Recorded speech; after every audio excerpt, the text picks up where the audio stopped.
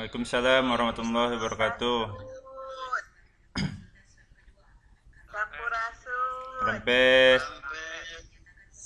Alhamdulillah kembali kita bertemu di ruangan room meeting untuk bersama-sama mengikuti presentasi dari Pak Hadi.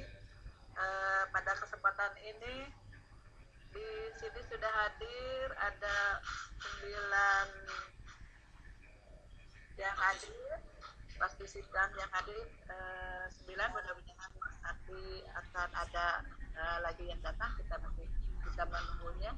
Dan terima kasih sudah hadir di sini sebagai moderator Pak Kartino Dewan. Halo Pak Kartino, sehat?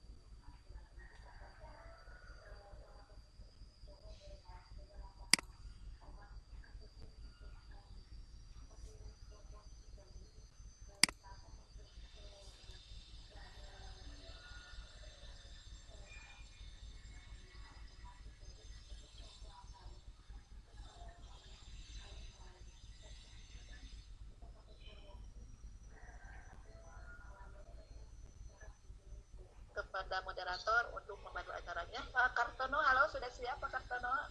Ya, kita cek dulu suara ya. Pak Hadi, halo Pak Hadi, sudah siap Pak Hadi? Halo Pak Hadi. Ini Pak Hadi belum terdengar suaranya. Halo Pak Hadi.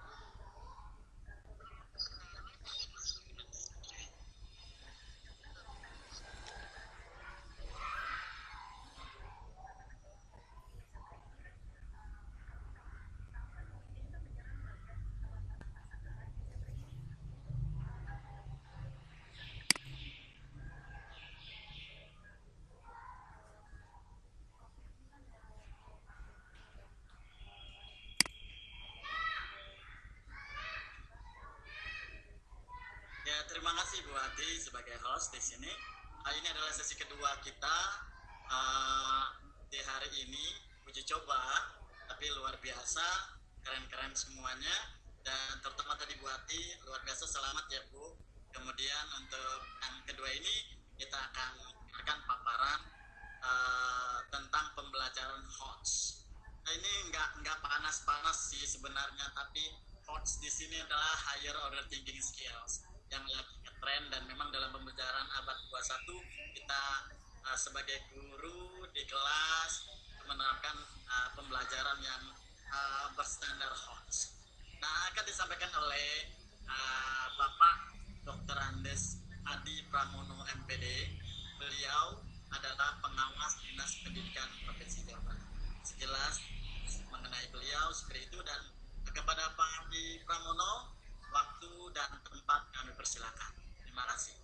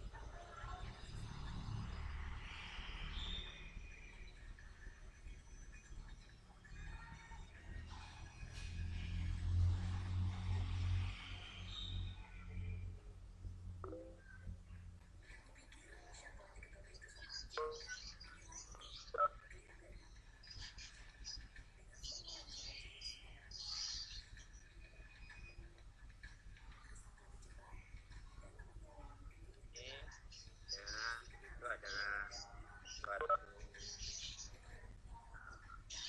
pembelajaran yang memang dibutuhkan oleh pengetahuan masyarakat tersebut. Namun masih banyak kalangan guru-guru ya pendidikan yang belum punya ya memahami detail bagaimana pembelajaran. Samping itu juga masih banyak guru-guru dan pendidikan yang jarang menguasai materi akad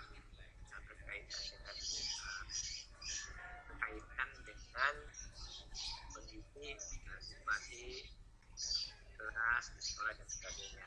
Namun hal ini mesti dilakukan karena bagaimana kita harus mengajak kita berkaitan dengan pembelajaran kita ini, karena sampai sekarang ya, kita ketahui bahwa nilai TIMSS ya kan, TIMSS dan PISA kita itu masih berada di urusan bawah.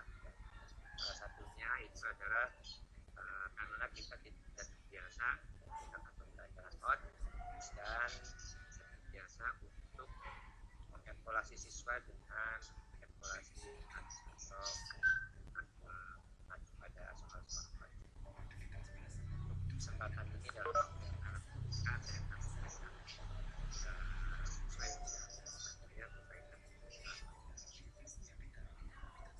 sekalian keterampilan berpikir tinggi yang dalam bahasa Indonesia oleh 4 kondisi. Pertama adalah yaitu sebuah situasi belajar tertentu yang memerlukan strategi pembelajaran yang spesifik dan tidak dapat digunakan sebagai belajar lain. Jadi situasi pembelajaran hot itu adalah strategi yang kita pilih khusus, jadi tidak bisa dicampur ya, dicampur.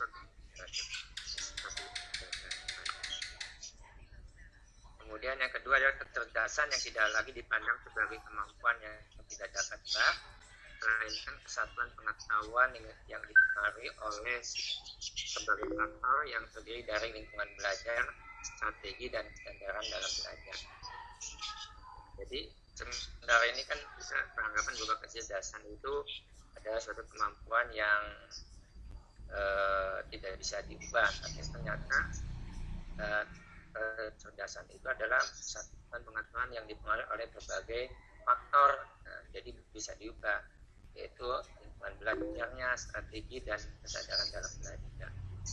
Yang ketiga adalah pemahaman pandangan yang telah bergeser dari unidimensi, ya, linier, hierarki, atau spiral menuju pemahaman pandangan ke multidimensi dan interaktif. Jadi ini adalah suatu pandangan yang memang kalau kita lihat bahwa dalam pandangan pembelajaran ini, namun sekarang sudah mengacu kepada pembelajaran yang pemahaman pandangannya adalah multidimensi, ya seperti saya kita ini lah, multidimensi dan interaktif. Yang keempat adalah keterampilan berpikir tingkat tinggi yang lebih spesifik seperti penalaran, kemampuan analisis, pemecahan masalah, dan lain sebagainya. Selanjutnya adalah ini ada beberapa pendapat ahli, yaitu yang dimaksud definisi keterampilan berpikir tingkat tinggi adalah pada Resnick tahun 87, yaitu proses berpikir kompleks dalam penyampaian materi, buat kesimpulan, membangun representasi, menganalisis, dan membangun hubungan dengan melibatkan aktivitas mental yang paling dasar. Nah, kalau di sini akan oleh Resnick itu sepertinya pada tahun 2013 yang mengacu pendekatan 5M itu ada ya, jadi 5M itu sudah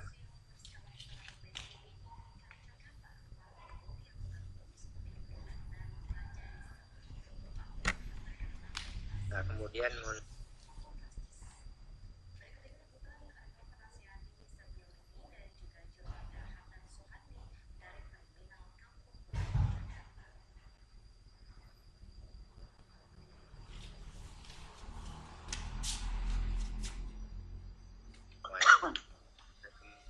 kemudian yang kedua adalah yang diklasifikasikan kepada keterampilan berpikir tingkat tinggi yang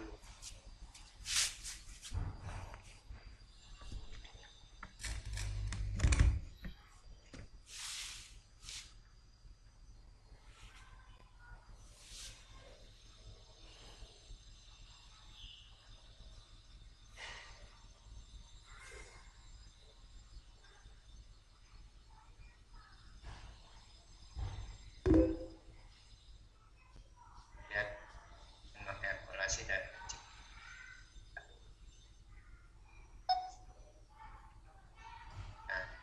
kemudian keterampilan berpikir tingkat tinggi motor yang menjadi satu kesatuan dalam proses belajar dan mengajar, jadi tidak terpisah ya.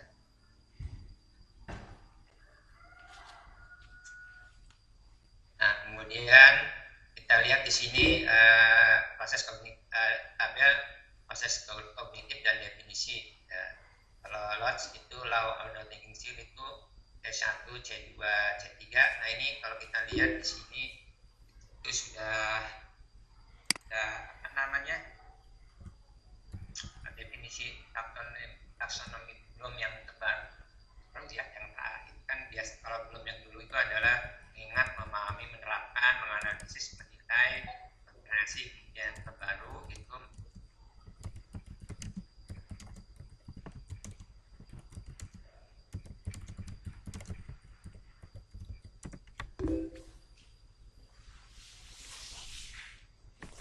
Halo, suaranya ada? Pak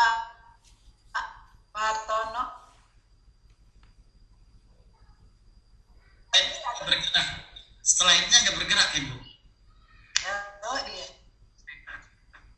Pak Hadi, halo, tolong. Halo Pak Hadi. Ya, Slide-nya mungkin Pak Hadi belum ya, halo. share kontennya belum berpindah-pindah ya. Oh iya, sebentar nanti kita lagi itu setting dulu. Oh iya, Mak.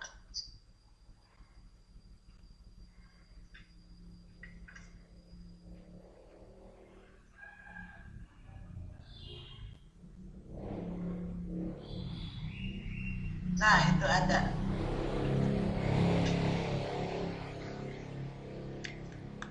Ya, Ya, Maka. oke. Nah, ini udah kelihatan. Ibu, Udah terlihat. ya, itu ya. Ya. Ya. Kemudian Andes Anderson dan Edward mengenali taksonomi sebelumnya yang merevisi memiliki rangkaian proses yang menunjukkan kompleksitas pengetahuan seperti pengetahuan faktual, konseptual, prosedural, dan metafisik. Apa itu pengetahuan faktual?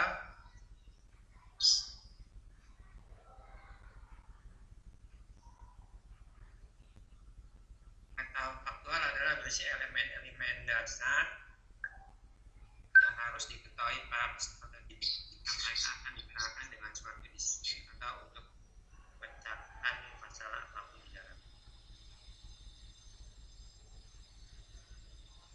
Halo Pak Hadi, suaranya. Slide-nya. Oke, slide-nya juga agak ini. Ya, slide-nya sudah tampil, tinggal suaranya. Ya, suaranya ada kadang tidak. Ya. Nah, Oke, itu jelas.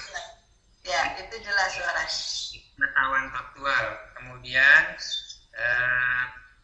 dua jenis, ya, dua bagian jenis pengetahuan faktual, yaitu pengetahuan mitologi, nama-nama dan simbol-simbol verbal dan non verbal, seperti kata-kata, angka, tanda-tanda, dan gambar-gambar. Kemudian pengetahuan yang detail dan elemen-elemen yang spesifik menuju pada pengetahuan peristiwa tempat peran, tanggal, informasi, dan yaitu faktual. Selanjutnya pengetahuan konseptual, yaitu pengetahuan yang meliputi skema model-model mental atau teori-teori eksplisit dan implisit dalam model-model psikologi yang berbeda.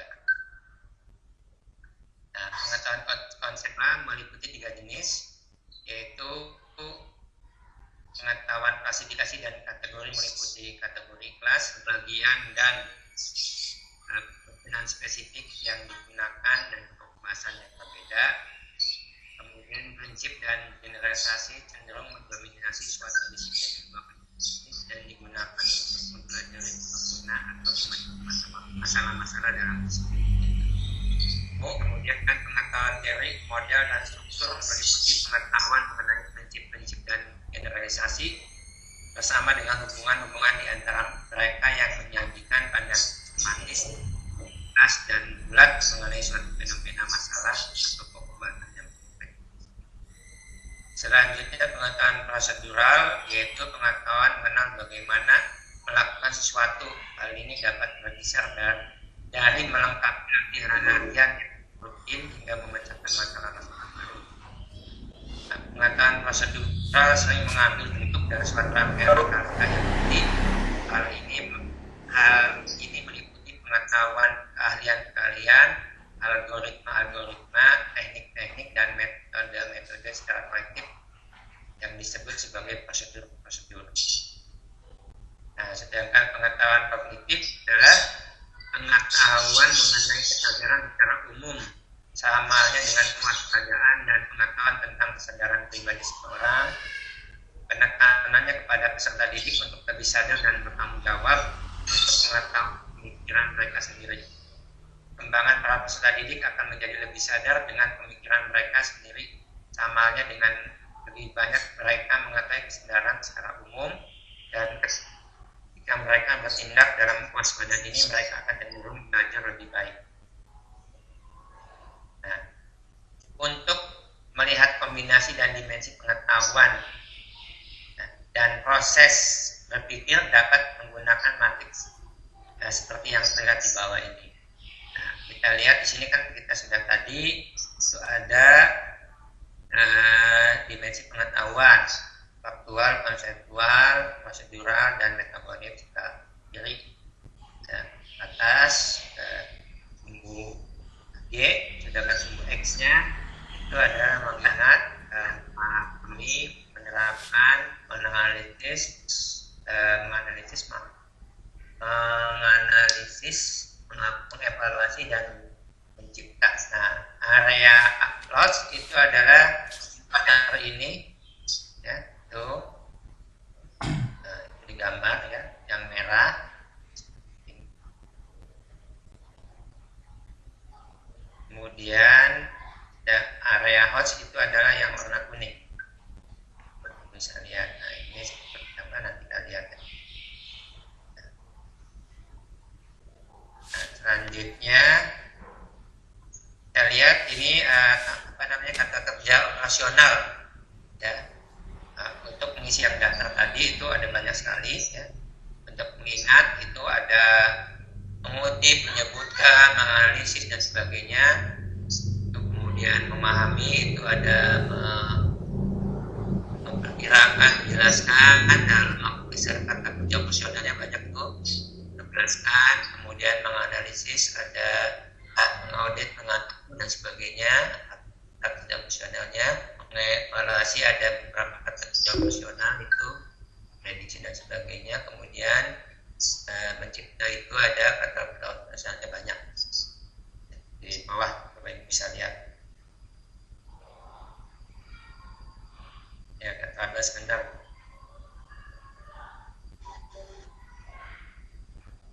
Ya. Selanjutnya ranah afektif tadi kognitif. Kaitan Blom juga menjelaskan bahwa selain kognitif terdapat ranah afektif yang berhubungan dengan sikap, nilai, perasaan, emosi serta derajat penerimaan atau penerimaan suatu objek dalam kegiatan pembelajaran, dan membagi ranah afektif menjadi 5 kategori sebagai berikut. Nah, itu proses afektif penerimaan ya. Ada penerimaan, ada menanggapi, itu proses afektif. Kemudian proses afektif yang kedua ada penilaian, mengelola dan karakterisasi.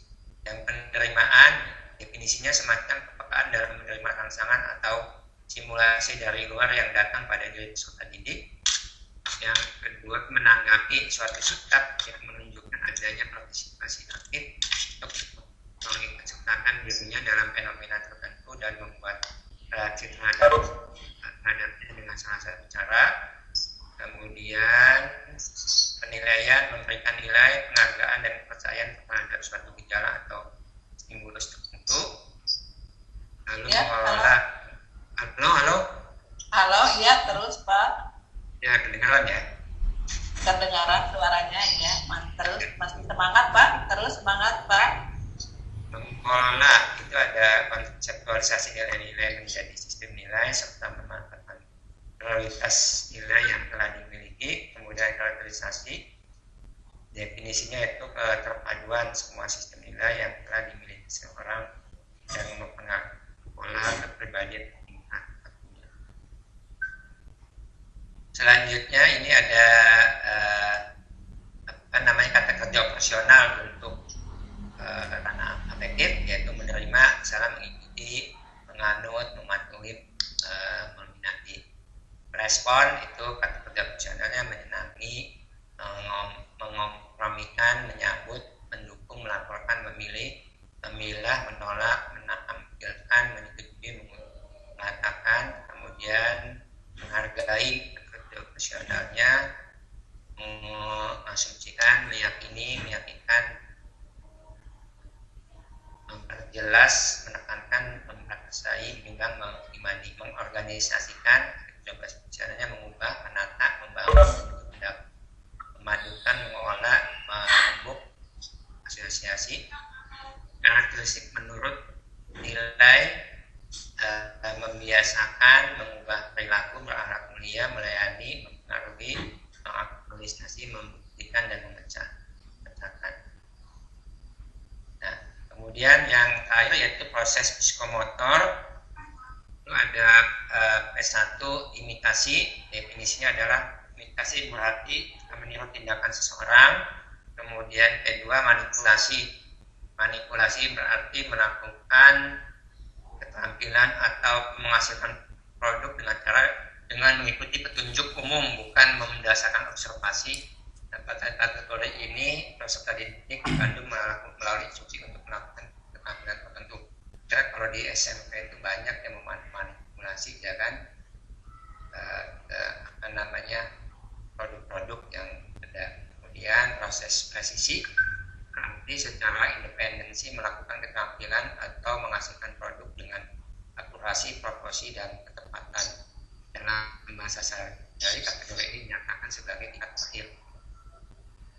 Kemudian artikulasi itu artinya memodifikasikan keterampilan atau produk agar sesuai dengan situasi baru atau menggabungkan lebih dari satu keterampilan dalam urutan harmonis dan konsisten. Kemudian naturalisasi artinya menyelesaikan satu atau lebih keterampilan dengan mudah dan membuat keterampilan otomatis dengan tenaga fisik atau mental yang ada. Kategori ini staf aktivitas setelah otomatis sadar penguasaan aktivitas dan penguasaan keterampilan terkait sudah pada tingkat strategis. Kemudian di sini ada kata kerja operasionalnya, ya. Itu meniru, itu kata menyalin, mengikuti, replikasi, mengulangi, mematuhi, mengaktifkan, menyelesaikan, menggabungkan, mengatur, dan sebagainya.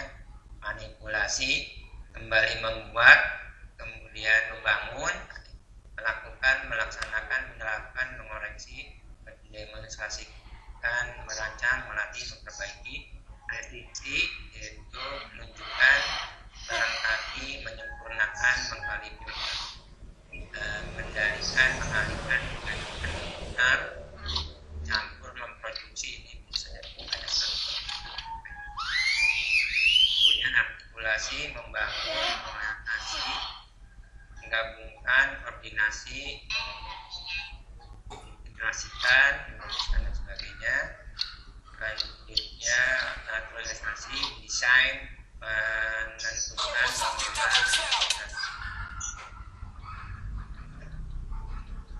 Nah, elemen dasar tahapan keterampilan logis itu yaitu FRISCO, singkatan fokus, reason, inference, situation, reality, and overview. Yang pertama adalah mengidentifikasi masalah dengan baik, kemudian reason, alasan-alasan yang diberikan bersifat logis atau tidak untuk disimpulkan seperti yang telah ditentukan dalam permasalahan. Inference yaitu jika alasan yang dikembangkan adalah tepat, maka alasan tersebut harus cukup sampai pada kesimpulan yang sebenarnya. Situation yaitu membandingkan dengan situasi yang sebenarnya. Reality yaitu harus ada kejelasan istilah maupun penjelasan yang digunakan pada argumen sehingga tidak terjadi kesalahan dalam mengambil kesimpulan. Sedangkan overview adalah pengecekan terhadap sesuatu yang telah ditemukan, diputuskan, diperhatikan, dipelajari, dan disebutkan. Menurut Marcos Okamoto sendiri, ya, para ahli, ada 6 aspek yang dapat digunakan untuk mengukur sejauh mana keterampilan pemecahan masalah peserta didik, yaitu menentukan masalah, mengeksplorasi masalah, merencanakan solusi di mana peserta didik mengembangkan rencana untuk memecahkan masalah, kemudian melaksanakan rencana, memeriksa solusi, mengevaluasi solusi yang digunakan untuk memecahkan masalah, kemudian mengevaluasi. Nah, terima kasih. Itu slide yang bisa saya sampaikan pada kesempatan ini. Ada 24 slide. Barangkali dalam penyampaian ini masih ada beberapa slide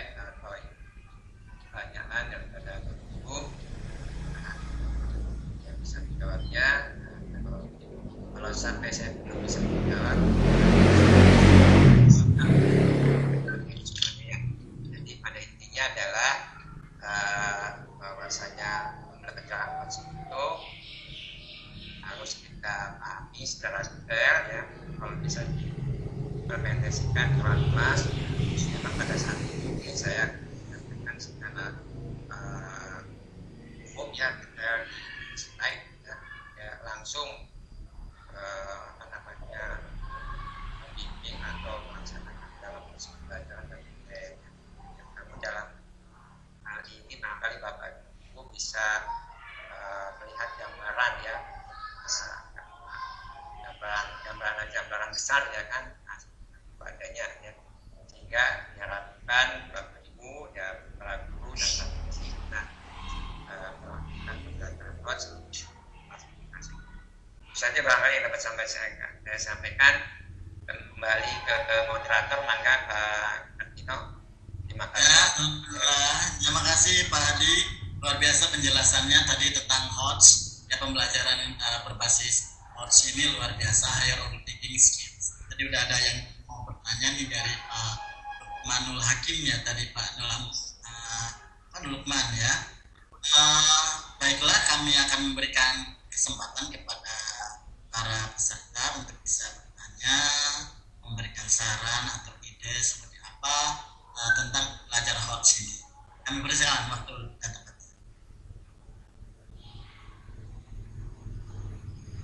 Ya, halo, Pak Lukmanul Hakim, tadi ada yang mau bertanya? Ya, suara Pak Lukman dicek. Halo. Pak Lukman.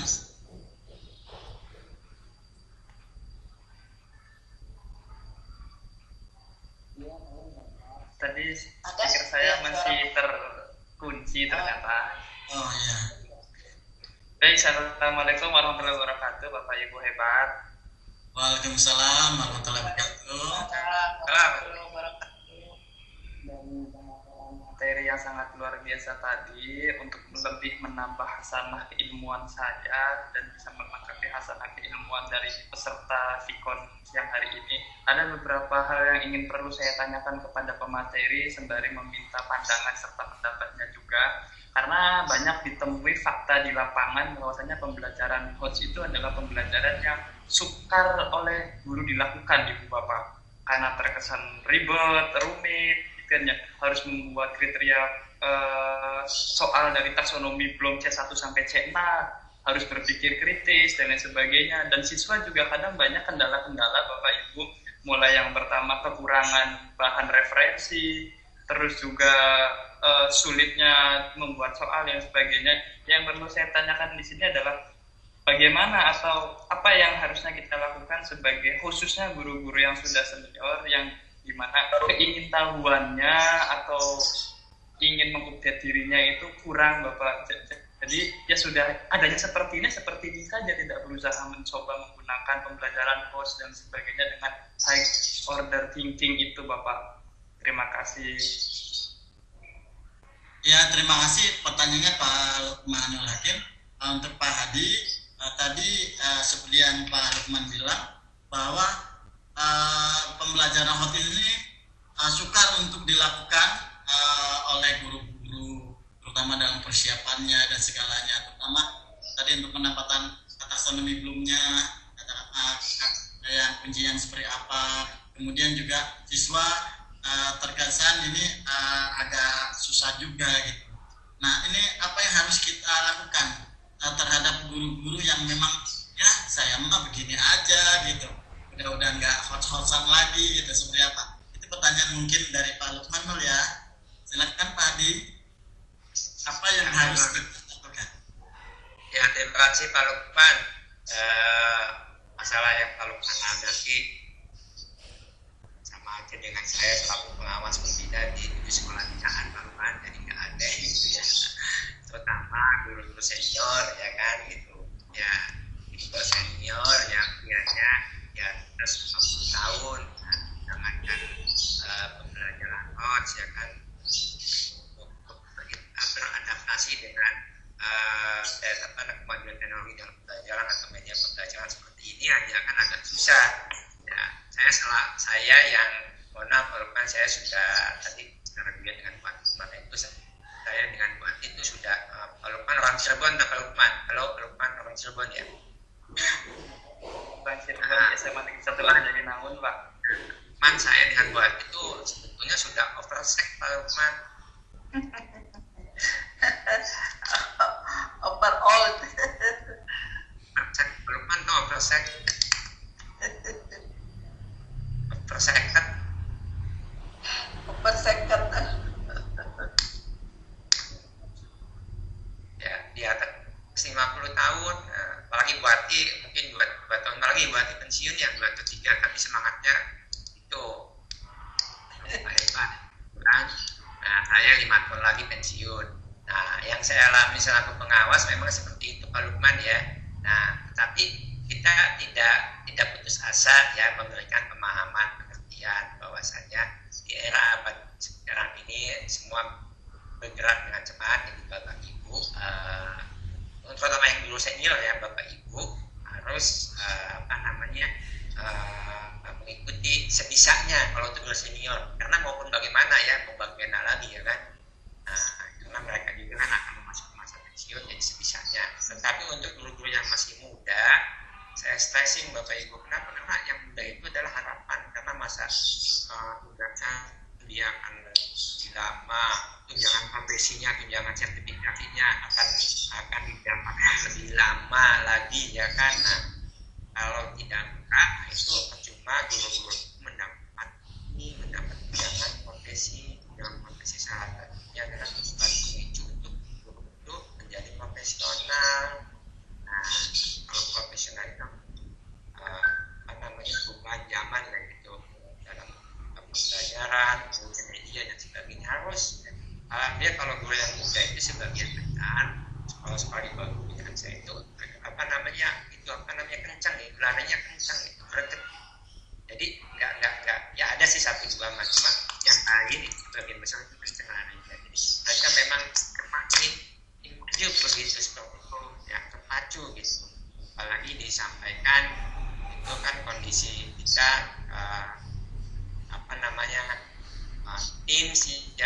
Teams kemudian hasil tim dan bisa itu kan relatif rendah. Kemudian tahun depan kan kita tidak menggunakan pen, menggunakan model evaluasi seperti di Amerika dan Eropa ya kan. Nah itu seperti itu. Nah kalau Bapak Ibu tidak memulai dari sekarang, nanti kapan lagi kan?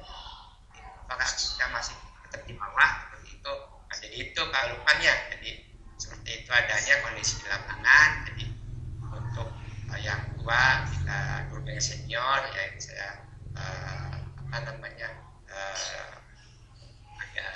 lembut ya sebetulnya, tapi untuk guru-guru yang muda itu wajib duduk harus ya kan, karena kalau tidak seperti itu bangsa kita kapan majunya seperti itu. Nah di tangan Bapak Ibu ya kan, memang awalnya ribet tapi bagaimanapun keribetan itu harus kita tempuh. Nah itu tantangan, kalau tidak seperti itu ya ketinggalan terus gitu. Kapan mulai itu Pak Lukman, mohon maaf apabila ini jawaban saya kurang begitu tepat ya. Terima kasih Pak Lukman. Silakan Pak Tino.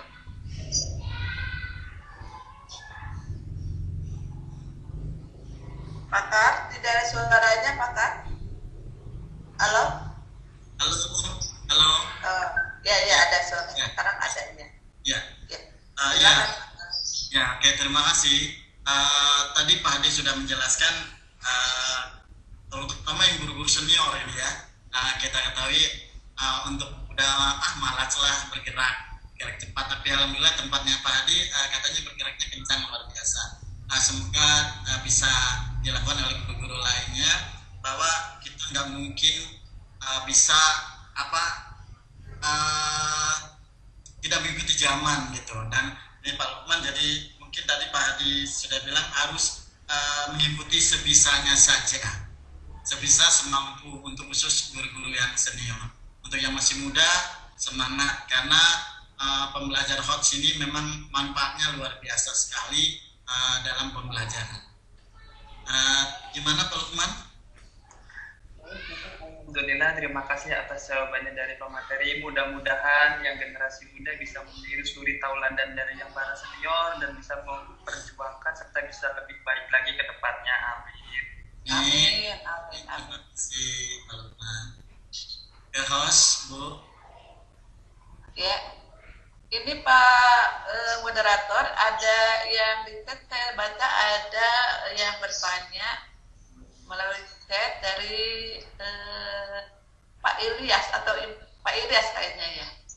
Oh ya. Pertanyaannya begini, izin bertanya Bu, presentasi dalam pembuatan soal hot kesukarannya berapa persen? Begitu Pak. Betul Pak Hadi. Maaf Bu Bupati, ada sok moderator dulu sih.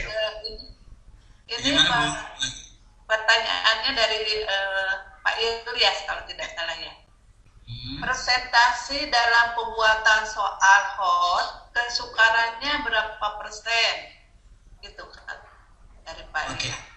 Ya, Pak Adi mungkin diulang kembali. Jadi tingkat kesukarannya untuk soal hot ya Bu ya? Itu Iya. berapa persen gitu, Pak? Ya, terima kasih. Siapa nanti Pak Ilyas ya? Iya. Ilyas. Ilyas. Nah, Pak Ilyas, jadi begini perlu pemahaman dulu ya, itu bukan berarti soal-soal yang sulit itu termasuk dalam soal hot ya Pak Ilyas ya. Saya pahami gitu. Jadi bukan berarti bahwa soal yang sulit itu adalah merupakan soal hot, karena soal hot itu ada kriteria tertentu dan sebagainya. Nah, kalau kita lihat di taksonomi ini sebentar saya itu kelihatan nggak Bu? Nona? Yang di tabelnya Belum, share kontennya masih PowerPoint Pak. yang PowerPoint. yang ini PowerPoint yang halaman gambar PowerPoint 14. Silakan di Ya, dari Bapak mungkin bisa Dari Bapak.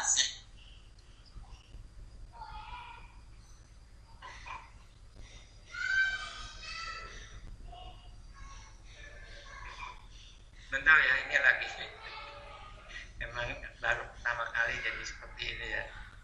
Ini juga menggunakan HP dan menggunakan laptop.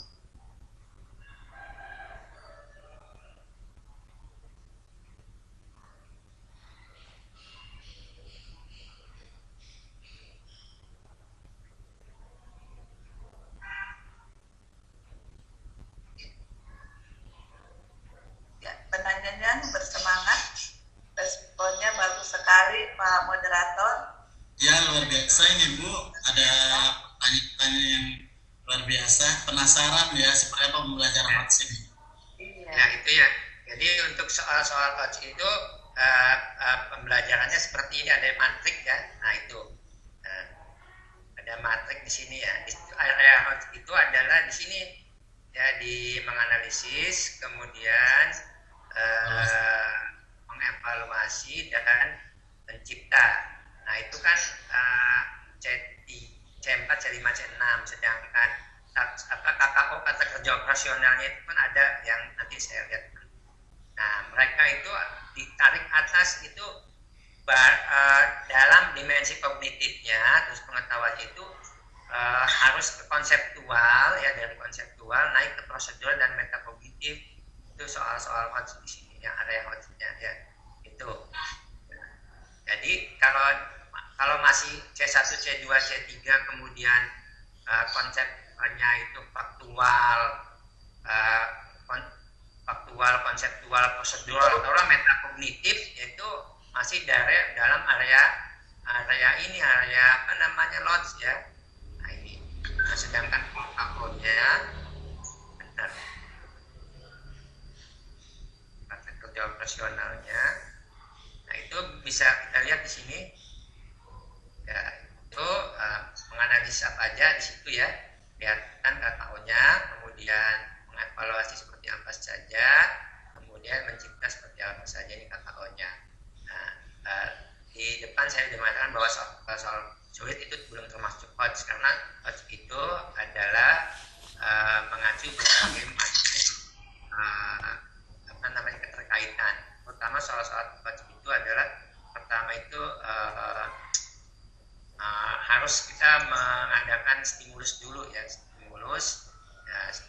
sehingga bisa siswa itu menganalisis sejauh mana alat-alat tersebut ya.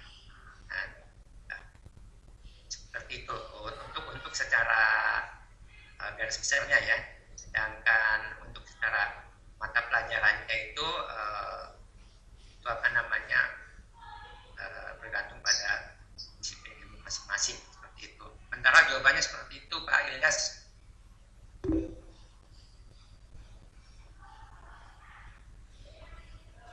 Ya, silakan Pak Moderator. Halo Pak. Ya, Pak Kan. Ya, ya itu tadi jawabannya kita bisa lihat dari matrik dari mana di situ ada tadi lots, kemudian ada mods ya dan hots.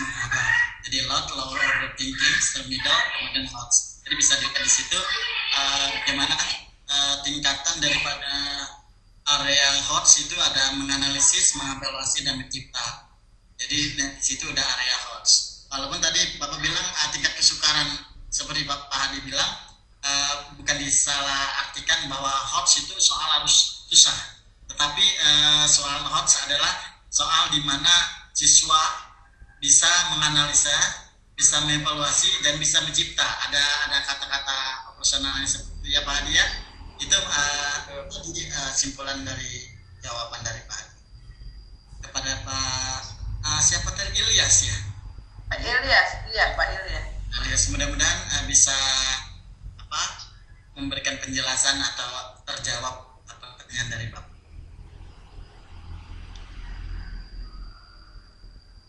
Halo? Ya, halo Pak. Mas Suaranya masih ada. Ya. Ya. Udah habis. Waktu? Waktu udah habis waktu. Waktunya. Ya, waktunya katanya sudah habis. Ya. Jadi itu pertanyaan ini ya. Ditutup untuk sesi pertanyaan, punten. Oh iya, sepertinya dari set juga belum tidak ada lagi pertanyaan, Pak. Ya. Oh iya, saya mau ngobrol dulu untuk sesi saya. Nanti yang ketiga boleh nggak dilakukan setelah duhur Ibu? Kita tutup dulu ini ya. Kita tutup dulu acara ini ya. Iya. Setuju. Pak Moderator, ditutup dulu acaranya. Ya, silakan Ibu. Sama moderator sudah diserahkan ke host. Silakan dulu ke host. Ya, saya akan serahkan ini acaranya sudah tidak ada pertanyaan lagi. Jadi pembelajaran hots ini luar biasa. Mudah-mudahan bisa menjadikan pengetahuan yang buat kita terutama pendidik untuk bisa membuat soal yang standar. Terima kasih Pak Moderator, acara kembali ke host. Ya, terima kasih kepada Pak Hadi yang sudah presentasi luar biasa, semangat dan hebat sekali. Moderatornya semangat, juga para penanyanya, Pak Lukman Hakim, responnya bagus sekali. Pak Ilyas, alhamdulillah, sehingga membuat lebih semarak lagi pertemuan kita di siang hari ini. Dan juga terima kasih kepada partisipan yang lain yang sudah hadir di pertemuan ini.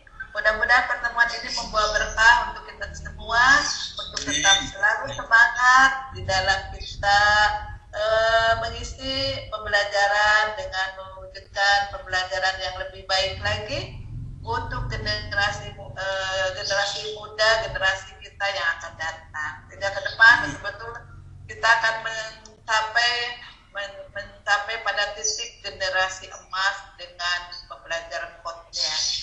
Ya, Presiden untuk Pak Hadi juga moderator, terima kasih pertemuan kita karena sudah dibatasi oleh waktu. Kita tutup dengan bersama-sama mengucapkan hamdalah. Alhamdulillah. Saya tutup pertemuan ini dengan mengucapkan Assalamualaikum warahmatullahi wabarakatuh.